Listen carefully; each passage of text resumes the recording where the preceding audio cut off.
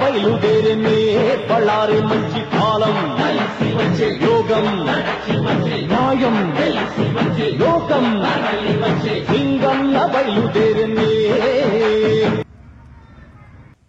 Bhadradri express channel కే 100 శనార్థులు 100 దండాలు.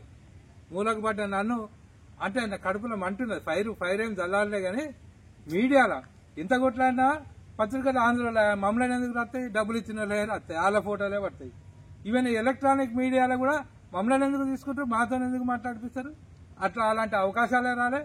అలాంటి గొప్ప అవకాశాన్ని మీరు మాకు ఇచ్చిన ఇంట్లో పండుకున్నాను మళ్ళా ముందుకు తీసుకురావాలి, తమ్మి ముందుకు రావాలన్నా కొట్లాడాలన్నా అని చెప్పి మళ్ళీ ఒకసారి ఆ ఫైర్ మళ్ళొకసారి అంటించారు. అందుకు మీకే భద్రాద్రి ఎక్స్ప్రెస్ ఛానల్ కు 100 శనార్థులు 100 దండాలు.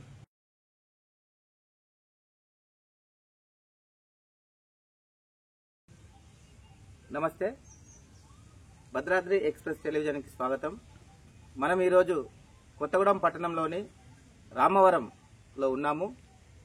మరి తెలంగాణ పోరాటంలో మలిదశ ఉద్యమంలో ఎంతగానో వారు కొత్తగూడెంలో జరిగినటువంటి ఉద్యమాన్ని ముందుకు నడిపించినటువంటి తొగరు రాజశేఖర్ గారు మనతో ఉన్నారు. వారిని అడిగి ఉద్యమ సమయంలో వారు ఏ విధంగా పోరాటాలు చేశారు, మరి ఇప్పటి 10 సంవత్సరాల తెలంగాణ పార్టీలో వారికి ఎటువంటి న్యాయం దక్కింది, అదేవిధంగా ప్రస్తుతం వారి పేరు కూడా ఎక్కడ వినబడేటట్టు కూడా మరి ఇక్కడ కొత్తగూడెం పట్టణంలో నెలకొంది. కాబట్టి వారిని అడిగి మరిన్ని విషయాలు తెలుసుకుందాం. నమస్తే అండి రాజశేఖర్ గారు. నమస్కారం. మరి ఈరోజు మేము భద్రాద్రి ఎక్స్ప్రెస్ టెలివిజన్ నుంచి మిమ్మల్ని ప్రత్యేకంగా ఇంటర్వ్యూ చేయడానికి వచ్చాము. మరి ఆనాటి గత స్మృతులు కానీ, మరి ఆ ఉద్యమంలో అప్పుడు మీరు చేసినటువంటి పోరాటాలు కానీ ఏమున్నాయో తెలియజేస్తారా మాకు? ఖచ్చితంగా. ముందు మీకు ధన్యవాదాలు, కృతజ్ఞతలు. ఎందుకంటే ఇప్పుడు కొంత గ్యాప్ వచ్చింది. కొంత గ్యాప్ వచ్చి అసలైన ఉద్యమం అప్పుడు గట్టి కొట్లాడిన వాళ్ళు అందరు వెనకబడ్డారు. ఇక కొత్త వాళ్ళు ముందుకు వచ్చిండ్రు, మమ్మల్ని ఆల్మోస్ట్ మర్చిపోయారు. కానీ మా పానం అంతా కొట్లాడుతూనే ఉన్నది. మా పానం అంతా ఎప్పుడు కింద మీద అయితేనే ఉంది. ఏమైతుంది తెలంగాణలో ఇంత దుర్మార్గం కాంగ్రెస్ పాలన, అనేక తన్నుల పడి తిట్టుబడి ఈపులు వాళ్ళకు కొట్టుకొని అనేక నిర్బంధాలు కేసుల పాలై కేసీఆర్ గారి నాయకత్వంలో ఆ రోజు తెలంగాణ తెస్తే మళ్ళా ఇప్పుడు దుర్మార్గంగా ప్రజాస్వామ్యమే లేదు కాంగ్రెస్ పాలన. ప్రజల హక్కులే లేవు, మాట్లాడే స్వేచ్ఛ లేదు. ఏదైనా కేసులు దుర్మార్గమైనటువంటి పాలన మళ్ళీ నాలాంటి వాళ్ళను ప్రజల ముందుకు తీసుకొచ్చినందుకు మీకు ప్రత్యేకమైనటువంటి ధన్యవాదాలు, కృతజ్ఞతలు. వీరు ఉద్యమంలోకి రాకముందు ఏం చేసేవారు, అలానే ఈ తెలంగాణ పోరాటంలో ప్రత్యేక తెలంగాణ సాధించుకోవాలని అసలు మీకు ఏ విధంగా అనిపించింది? నేను ఇక్కడనే రామచంద్ర కాలేజీలోనే ఇంటర్మీడియట్ డిగ్రీ, దాని తర్వాత ఉస్మానియా యూనివర్సిటీలో LLB, LLM, MA సోషాలజీ లాంటివి చదివాను. నేను రామచంద్ర కాలేజీలో డిగ్రీ చేసేటప్పుడు అప్పుడు ప్రైవేట్ కాలేజ్ ఉంటే దాన్ని గవర్నమెంట్ టేక్ ఓవర్ చేయాలని చెప్పి అప్పుడు పెద్ద ఎత్తున రామచంద్ర కాలేజీలో ఆ విద్యార్థి సంఘం నాయకులు ఉద్యమం చేస్తారు. ముఖ్యంగా ఆనాడు ఉన్నటువంటి RSU రాడికల్ స్టూడెంట్ యూనియన్ అధ్యక్షుడు JP కుమార్, వాళ్ళ పాలక మండలి మొత్తం ఆ రోజు ఆ ప్యానెల్ RSU ఉండే. మిగతా నాయకత్వం మొత్తం దాదాపు 2-3 సంవత్సరాలు కాలేజీలు బహిష్కరించి గవర్నమెంట్ టేక్అవుట్ చేయాలని చెప్పి పోరాటం చేసినారు. ఆ సమయంలో మేము కాలేజ్ చేస్తున్న సమయంలో అంటే 80s లా సోవియట్ రష్యా కూడా కలకల ఉండే. ఆ రోజు ఒక 100 రూపాయలు 150 రూపాయలు పెడితే ఒక 2 బ్యాగుల పుస్తకాలు వచ్చేవి. అట్లా ఆ విప్లవ సాహిత్యం కానీ, ఆ ప్రజా పోరాటాలకు సంబంధించిన పుస్తకాలు కానీ ప్రత్యక్షంగా మేము కాలేలా ఆ పోరాటంలో కొద్దో గొప్ప బాగా ఫ్రంట్ ఫుట్లో లేకుండా వెనుక నుండి అబ్జర్వ్ చేశాం. కాబట్టి ఆనాడే తెలంగాణ రాష్ట్ర ఏర్పాటు ఆవశ్యకతను కొద్దో గొప్ప గుర్తించడం. దాని తర్వాత యూనివర్సిటీలో పోయిన తర్వాత ఉస్మానియా యూనివర్సిటీలో 96లో ఉస్మానియా యూనివర్సిటీలో ఉన్నప్పుడు వరంగల్లో ఆ రోజు పీపుల్స్ వారు పెద్ద బహిరంగ సభ పెట్టినారు. నల్గొండల మాలోజు వీరన్న ఆ హైవే మీదనే పెద్ద రాష్ట్రం ఏర్పడితేనే బాగుపడుతుంది, ప్రత్యేక రాష్ట్రం వస్తేనే ఇక్కడి బిడ్డల బతుకులు బాగుపడతాయని పెద్ద ఎత్తున సభలు పెట్టినారు. యూనివర్సిటీ నుండి ఆ సభలకు పోయినాం. అంతేకాకుండా యూనివర్సిటీలో తెలంగాణ స్టూడెంట్ లిబరేషన్ ఫ్రంట్ అని ఒక ఆర్గనైజేషన్ ఉండే, విద్యార్థి సంఘం ఉండే. ఆ విద్యార్థి సంఘంలో క్రియాశీలకంగా పనిచేసినాం.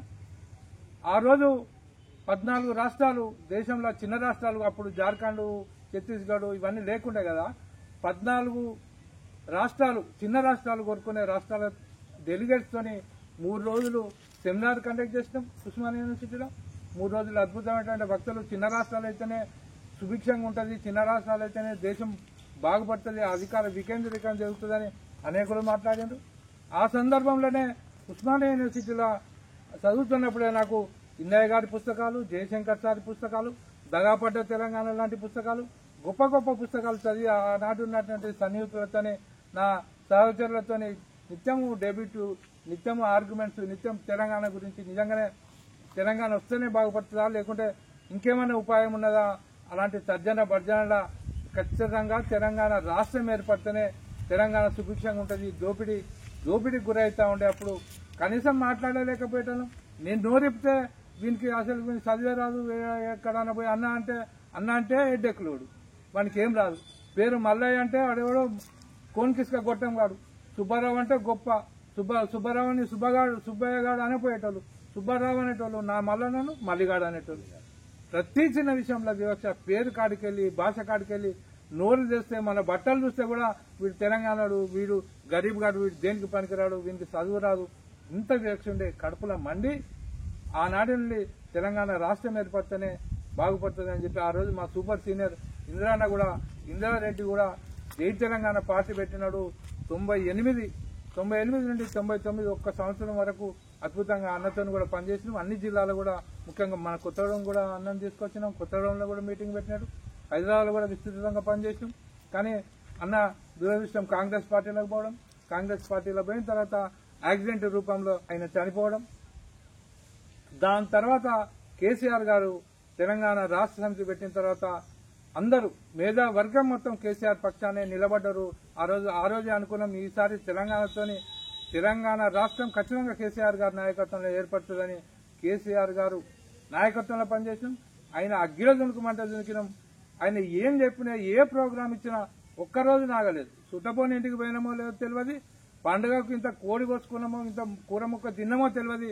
కానీ కేసీఆర్ ఏ పని చెప్తే, కేసీఆర్ ఏ పిలిపిస్తే ఆ రోజు ఇంత పార్టీ కూడా లేదు.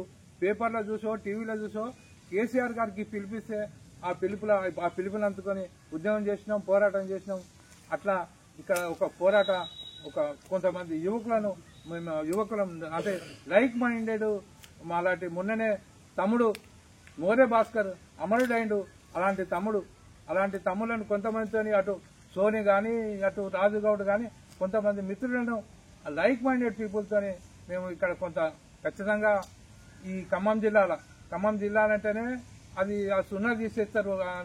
ఉన్నట్టు మాట్లాడాలంటేనే ఖమ్మం జిల్లా అంటేనే సున్నా తీసేయాలి, ఖమ్మం జిల్లా అంటారు. అలాంటి ఒక విలక్షణమైనటువంటి ఇక్కడ ఈ జిల్లాలో ఉన్నది. ఇక్కడ ఎడ్యుకేషన్ ఇన్స్టిట్యూట్లు, చిట్ ఫండ్స్, సినిమా టాకీసులు, సారకోట్లు, బ్యాండ్ షాపులు, మొత్తం పైసలు వచ్చే అన్ని రింగ్స్ అన్ని వాళ్ళ చేతుల్లో ఉన్నాయి. వాళ్ళకు వ్యతిరేకంగానే అనుకోవచ్చు. ఆ రోజు అలాంటి దాష్టికానికి వ్యతిరేకంగానే కొంతమంది రాస్తారోకో, ధర్నా అంటే ధర్నా, జైలుబరం అంటే జైలుబరం. కేసీఆర్ ఏ ప్రోగ్రామ్ ఇస్తే ఆ ప్రోగ్రామ్ చేసినాం. తెలంగాణ రాష్ట్ర సమితిని, టీఆర్ఎస్ ను పటిష్టంగా చేయడానికి శక్తివంతం లేకుండా ఆ పోరాటం చేసినాం, కృషి చేసినాం అన్న. ఇప్పుడు ఉమ్మడి ఖమ్మం జిల్లాలో ఆనాడు ఏ ఒక్కరు కూడా లేని సమయంలో మీరిక్కడ టీఆర్ఎస్ పార్టీ ప్రకటించకముందే మీరు అప్పటికే ఉద్యమాల్లో ఉన్నారు. మొదటి నుంచి ఉద్యమంలో ఉండి తెలంగాణ పోరాటాలు సాధించి పోరాటం ద్వారా తెలంగాణ రాష్ట్రం తెచ్చుకున్న తర్వాత మరి మీ పేరు ఎక్కడ కూడా విడబడకుండా పోతుందన్న సమాచారం మా దగ్గర ఉంది. దానికి మీరు ఏ విధంగా స్పందిస్తున్నారు? అంటే అన్న, ఖచ్చితంగా నేను టీఆర్ఎస్ పార్టీలో జాయిన్ అయిన తర్వాత హైదరాబాద్ ఉన్నప్పుడు గౌరవనీయులు తెలంగాణ రాష్ట్ర విముక్తి ప్రదాత, ఆనాడు ఆంధ్ర కాంట్రాక్టర్ల, సమైక్యవాదుల విషపు కోరల నుండి విముక్తి చేసినటువంటి కేసీఆర్ గారి నాయకత్వంలో పనిచేసినాను. ఎక్కువ రెగ్యులర్ గా ఆ తెలంగాణ భవన్లో తెలంగాణ భవన్ కన్నా ముందు బాబు కొండ విశ్వేశ్వరరెడ్డిల ఆఫీసు ఉంటుండే మొదల ట్యాంక్ బండ్ దగ్గర. అక్కడ ఆ కేసీఆర్ గారితో అంటే చాలా సన్నిహితంగా కాదు కానీ ఆ రూమ్ లో ఆ చర్చలు జరిగేటప్పుడు నేను అక్కడ ఉండేటని అనేక సందర్భాలలో కేసీఆర్ మాట్లాడినప్పుడు 69 ఉద్యమం ఇంటెలెక్చువల్ మూవ్మెంట్ ఎట్లా ఫెయిల్ అయింది, అంతమంది ఎంపీలను తెలుసుకున్నది ఆ రోజు పార్టీ. అంత పెద్ద ఉద్యమం జరిగింది, 1000 మంది అమరులైనరు, పోలీస్ రికార్డులనే 469 మంది చనిపోయినరు, పిట్టల్ని కాల్చినట్టు కాల్చి పడేసిండ్రు ఆ రోజు సమైక్యవాదులు. అలాంటి ఉద్యమం ఎట్లా ఫెయిల్ అయింది అని చెప్పి కేసీఆర్ గారు చెప్పినప్పుడు ఖచ్చితంగా ఆ రోజు ఉద్యమం విద్యార్థులు, మేధావులు, ఉద్యోగస్తులు వీళ్ళే నడిపిండ్రు, వీళ్ళే భాగస్వాములైన కానీ సామాన్యమైనటువంటి ప్రజలు ఆ ఉద్యమంలో లేరు. సామాన్యమైనటువంటి ఈ కర్షకుల దగ్గర, కార్మికుల దగ్గర, చేతి వృత్తులు చేసేటోళ్ళ దగ్గర, సామాన్య ప్రజల దగ్గరికి పోయి నిత్యం మనం ఇట్లా దోపిడికి గురైతా ఉన్నాం, మన వివక్షకు గురై, మన వృత్తులు గురైతా ఉన్నాయి వివక్షకు అని చెప్పి వాళ్ళని ఎడ్యుకేట్ చేయాలి, వాళ్ళ పోవాలి. అంటే నేను హైదరాబాద్ నేను 93లోనే నాది లా అయిపోయింది. అప్పుడే మంచి ప్రాక్టీస్ ఉండే, మంచి ఆఫీసులో పనిచేసేటోని. అప్పుడే రోజుకు నాకు 800, 1000 రూపాయలు అట్లా వస్తుండే, మంచి జేబు నిండా పైసలు ఉంటుండే. అయినా కూడా కేసీఆర్ గారు చెప్పిండ్రు ఉద్యమం ఖచ్చితంగా గ్రామాలలో నిర్మించాలి, ఎవరి ఊరికి వాళ్ళు పోతే బెస్ట్. అంటే నేను ఆ కోర్టు కావున అందుకొని ఇక్కడికి వచ్చిన, కానీ కోర్టు కావున అందుకొని వచ్చినా కానీ కోర్టుకు పోలే. ఎందు గురించి అంటే కోర్టుకు పోతే ప్రజలకు దూరం అవుతుంది, క్లయింట్ గాడ్ అంటారు అడ్వకేట్కు. అలాంటి క్లయింట్ని మోసం చేయదు అని చెప్పి కంప్లీట్ గా నా కోర్టు కావున అల్మారీలో పెట్టి తెలంగాణ రాష్ట్ర సమితిలోనే క్రమశిక్షణ గల కార్యకర్తగా పనిచేసినటువంటి ఆ నేపథ్యం ఉన్నది. అట్లనే ఈ జిల్లాలో ఆల్మోస్ట్ ప్రతి మండలం, ప్రతి గ్రామంలో పోయినాం. ఎక్కడ 4 దోస్తులు ఉంటే అక్కడ పోయి మాట్లాడినాం. ఎక్కడ ఒక్కడు చుట్టం, ఏడో దూరం చుట్టం ఉంటే ఆ చుట్టాన్ని చూసే నేపథ్యంలో ఆ సాకుతో నాడికి పోయి, అన్న నేను నీకు కాకనైతేనే, అన్న నువ్వు నాకు మామవైతే లేకుంటే నాకు అల్లునివైతు అని అంత సుటరికం కలుపుకొని వాళ్ళతో మాట్లాడి తెలంగాణ ఆవశ్యకత చెప్పి మెల్లగా అట్లా తెలంగాణ గురించి మొత్తం అన్ని మండలాలలో అద్భుతంగా తెలంగాణ శ్రేణులను, సింపథైజర్లను తయారు చేసి ఇట్లా క్రియాశీలకంగా పనిచేస్తాం. అదే సందర్భంలో నా వార్డు ప్రజలు కూడా అప్పుడు కూడా ఎలక్షన్ అంటేనే రూపాయలు, ఎలక్షన్ అంటే డబ్బు లేకుంటే లేదు, మందు లేకుంటే లేదు, ఇంకో కులం లేకుంటే లేదు. కానీ నా వార్డు ప్రజలు నేను ఇచ్చిన సర్వీస్కు నేను ప్రతి ఇంట్లో సభ్యుని, ప్రతి ఇంట్లో ఒక మామనే, ప్రతి ఇంట్లో నేను అన్ననే, ప్రతి ఇంట్లో నేను బిడ్డనే. అట్లా నా ఇంటి మనిషి గెలవాలని చెప్పి ఆటన లేకున్నా ఆటన ఖర్చు పెట్టకుండా కూడా మొత్తం అప్పుడు ఖమ్మం జిల్లాలో మొట్టమొదటిసారి 2005లోనే నన్ను మున్సిపల్ కౌన్సిలర్ గా ఎన్నుకున్నారు.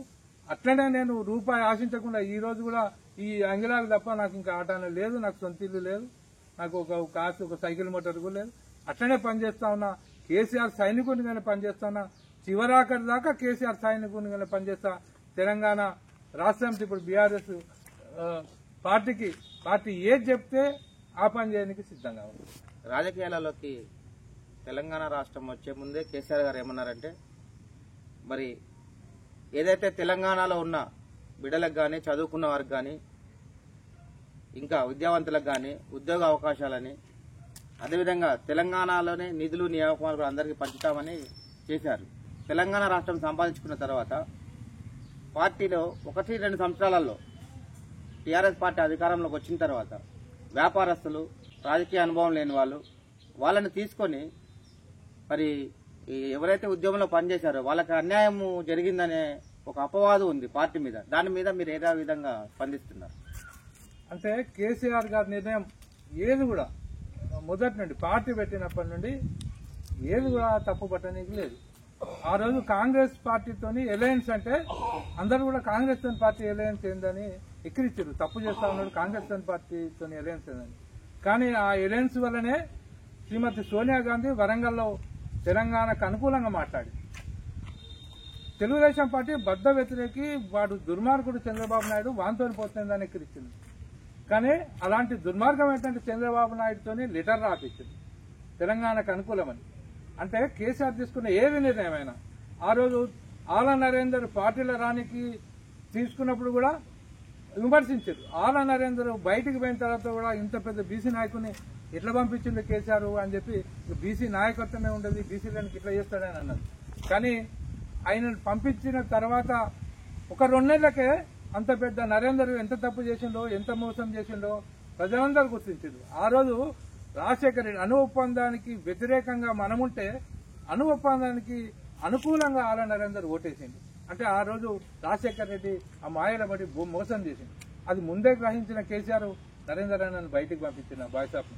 అట్లా ప్రతి నిర్ణయం, ఏ నిర్ణయమైనా కేసీఆర్ తీసుకున్న నిర్ణయం అంటే గుడ్డిగా ఫాలో అవ్వడం. ఎందుకంటే వందలు చూసినాం కేసీఆర్ ఏ నిర్ణయమైనా కరెక్ట్గా తీసుకుంటాడు.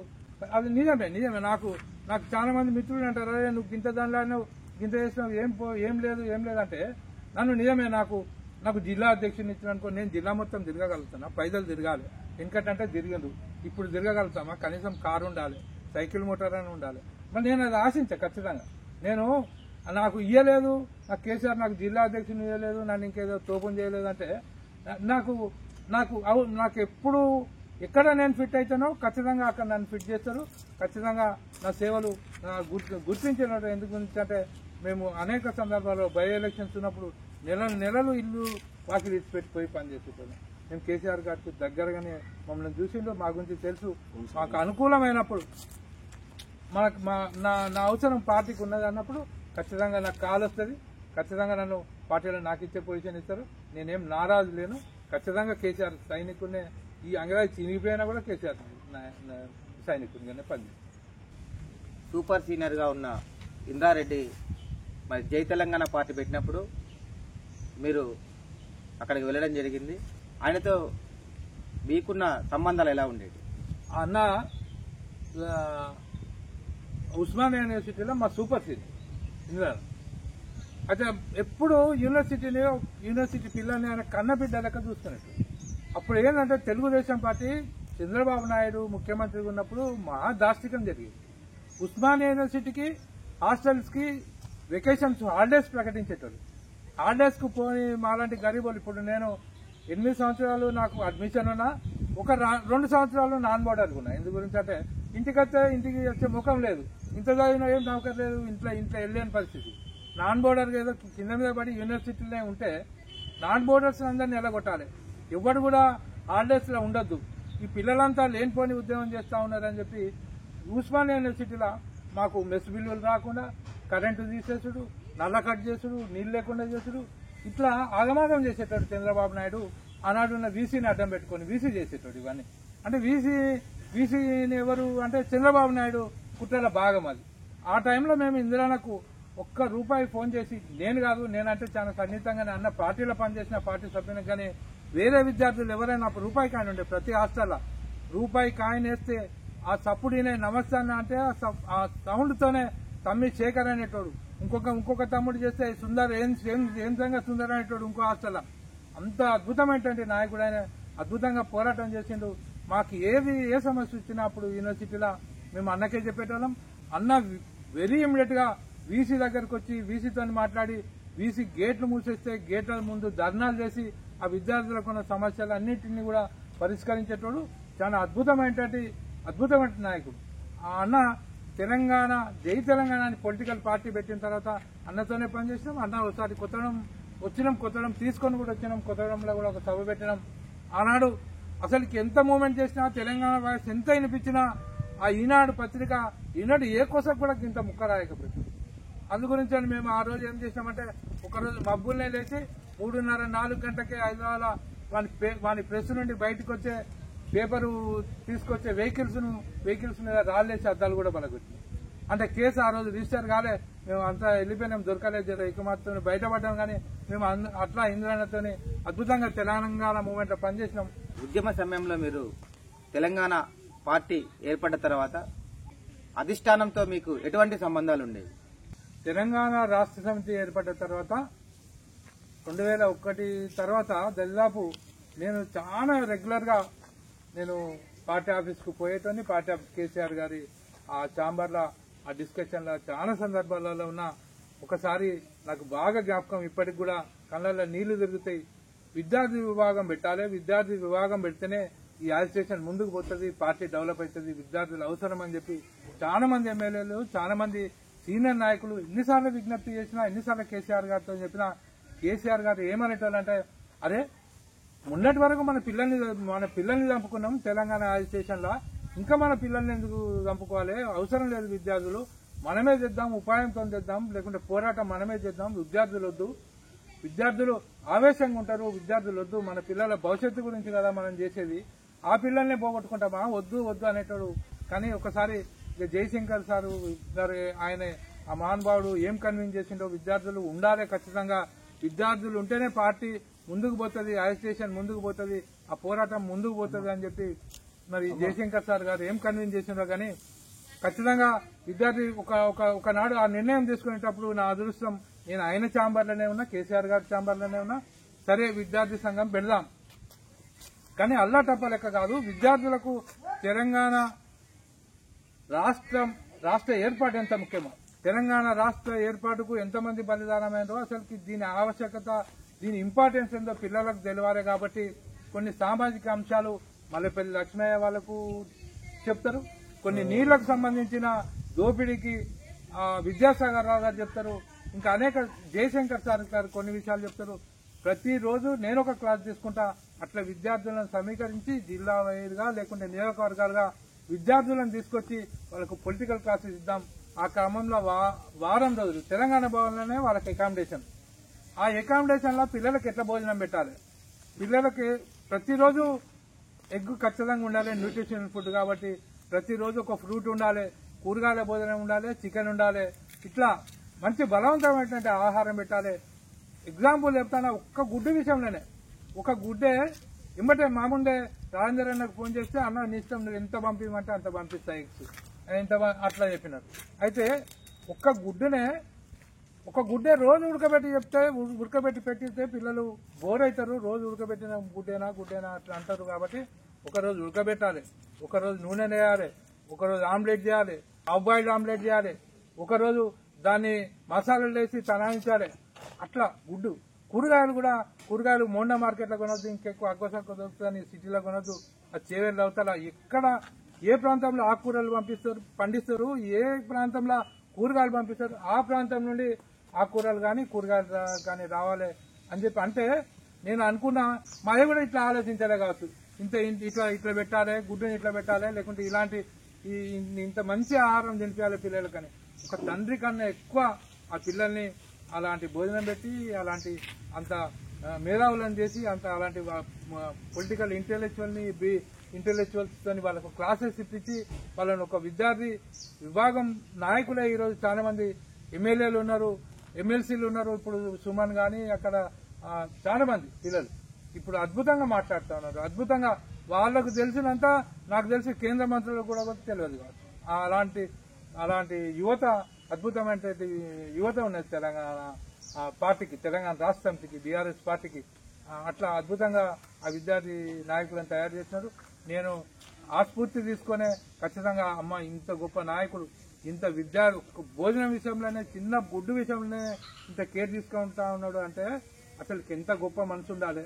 అదే కాకుండా ప్రతి విషయంలో కూడా ఒక్క చిన్న ఇన్సిడెంట్ ఎక్కడైనా జరిగితే కంటనీరు పెట్టుకుని చిన్నపిల్లగాన్ని లెక్కేసేటోడు నేను చాలాసార్లు చూసిన.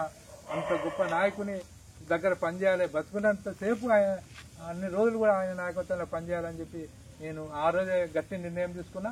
అట్లనే పనిచేస్తా ఉన్నా. 2005లో మీరు రామవరం నుంచి 9వ వార్డు నుంచి కౌన్సిలర్ గా టీఆర్ఎస్ పార్టీ నుంచి గెలుపొందారు. మరి దాని తర్వాత మున్సిపల్ పాలకవర్గంలో సభ్యులుగా ఉండి మరి కొత్తగూడెం పట్టణానికి టీఆర్ఎస్ పార్టీ గలం వినిపించారు. మరి తర్వాత మీకు ఎందుకు అవకాశాలు రాలేకపోయాయి? కౌన్సిలర్ గా గెలవడానికి కానీ, కౌన్సిలర్ గా పోటీ చేయడానికే అవకాశం లేదు మీ పార్టీ.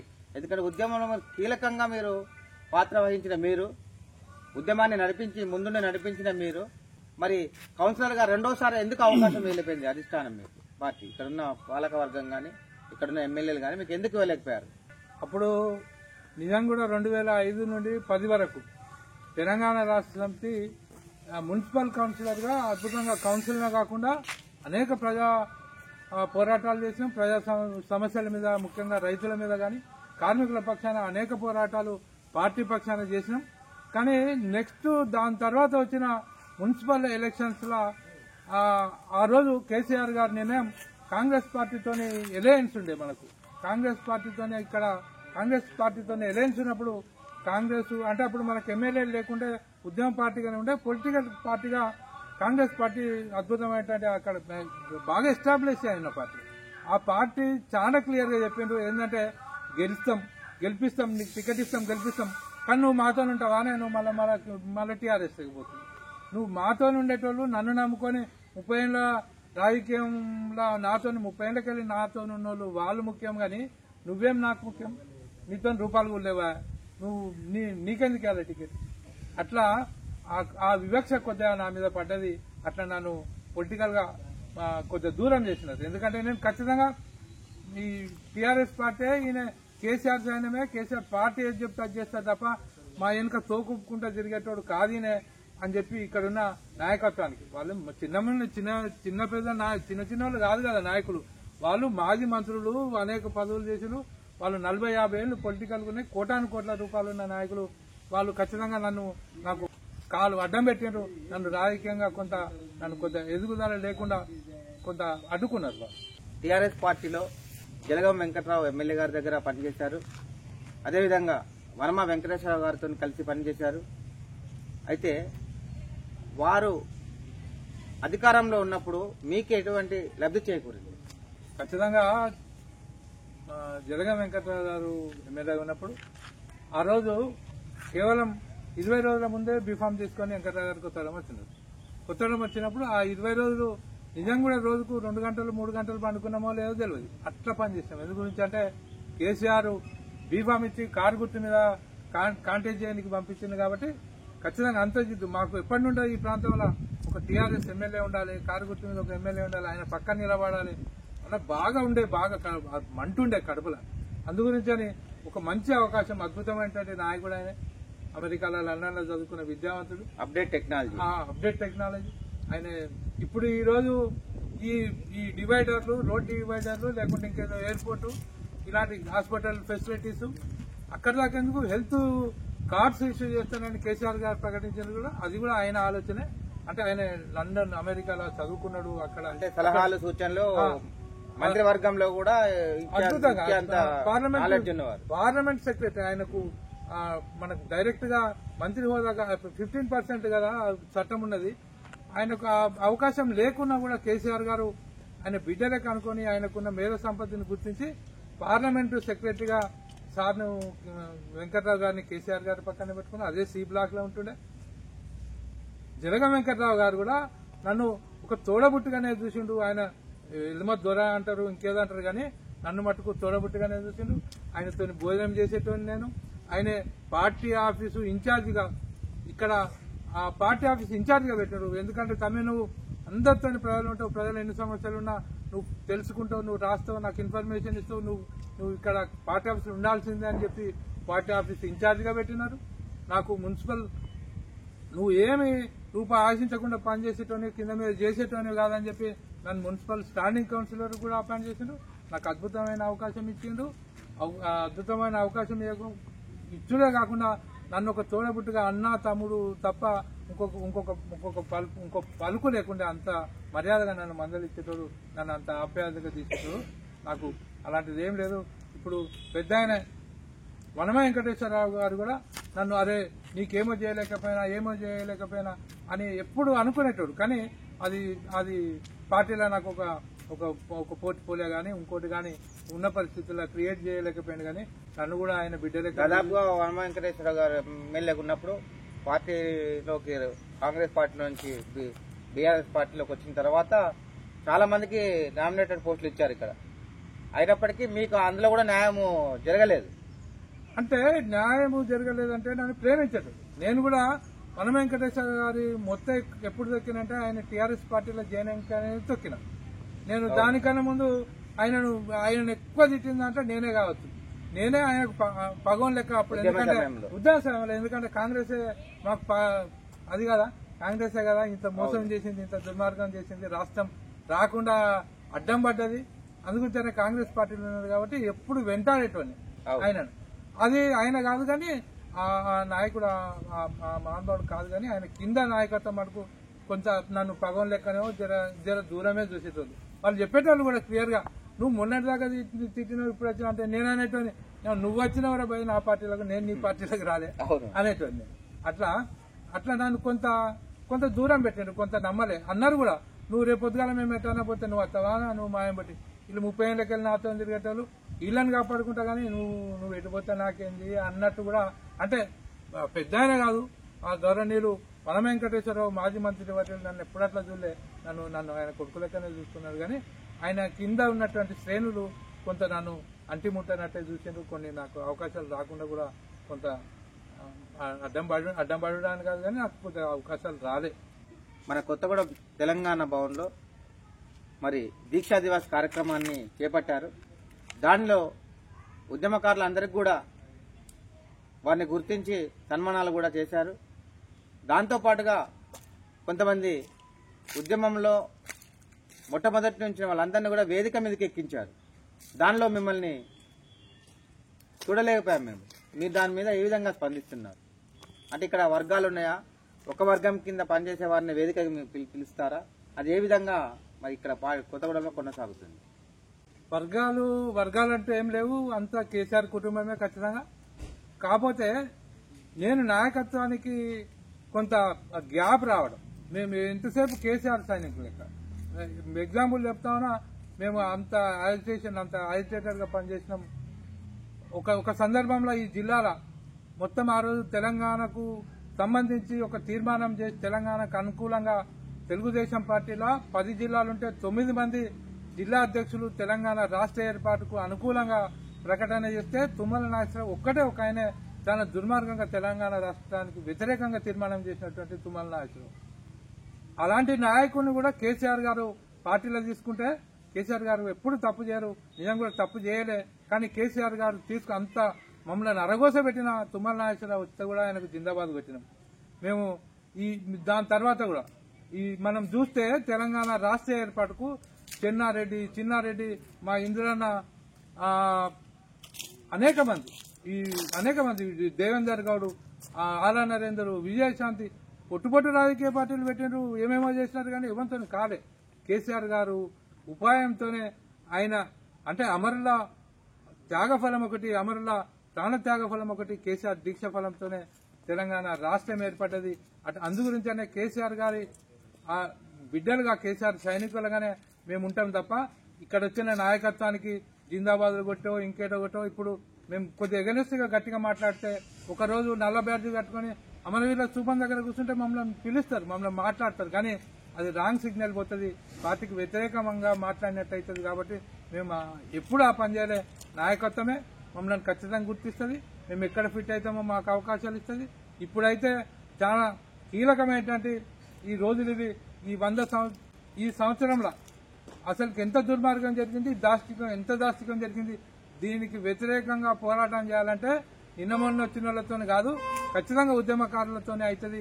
కేసీఆర్ గారు మళ్ళా ఖచ్చితంగా ఉద్యమకారులను పిలుచుకుంటారు, ఖచ్చితంగా మాలాంటి వాళ్ళని పిలుచుకుంటారు, ఖచ్చితంగా మాలాంటి వాళ్ళకు ప్రోగ్రామ్ ఇస్తారు. తమ్మికి ఇట్లా అయింది, మనం గింత దండలాడి సావు నోట్ల తలకాయ పెట్టి తెచ్చిన తెలంగాణకి ఇంత అసలు పర్సనల్ లైఫ్లే. కేసీఆర్ గారు ఒకరోజు చెప్పినాడు, ఆయన టేబుల్ ముందే ఉన్నా నాకు చెప్పినట్టే చెప్పిండు, తమి పార్టీలో ఏదో అన్న పార్టీలో పనిచేస్తాను, రూపాయి సభ్యత్వం నా దగ్గర ఇంకా కూడా ఇంట్లో ఉన్నది, అది రూపాయి సభ్యత్వమే.